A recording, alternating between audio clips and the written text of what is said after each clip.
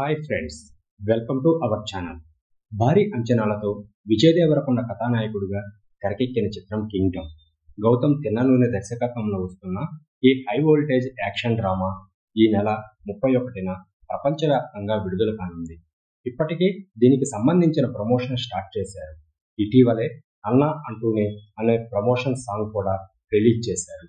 Kingdom విడుదలకు సిద్ధమవుతున్న వేళ విజయ్ ప్రచార కార్యక్రమాల్లో ఎందుకు పాల్గొనడం లేదన్న సందేహం అభిమానుల్లో నెలకొనింది. అయితే అభిమానులను ఆశ్చర్యానికి గురిచేసే వార్త ఒకటి గుప్పుమంది. టాలీవుడ్ వర్గాల సమాచారం ప్రకారం విజయ్ దేవరకొండ ప్రస్తుతం డెంగ్యూతో బాధపడుతున్నట్లు తెలిసింది.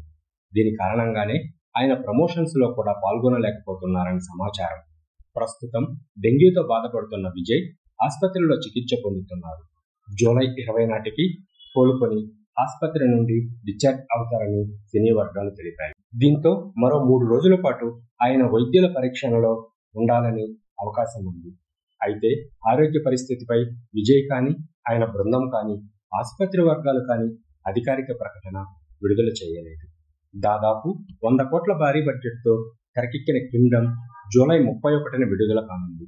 ఈ నేపథ్యంలో సినిమా రిలీజ్కు ముందే విజయ్కి ఆరోగ్య సమస్యలు రావడం అభిమానులను ఆందోళనకు గురిచేస్తుంది. తమ అభిమాన నటుడు త్వరగా కోలుకోవాలని కోరుకుంటున్నారు.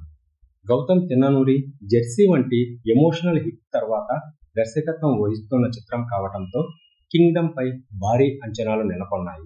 విజయ్ దేవరకొండ సరసన భాగ్యశ్రీ బోర్సే బ్రదర్స్గా సత్యదేవ్ నటిస్తున్నారు.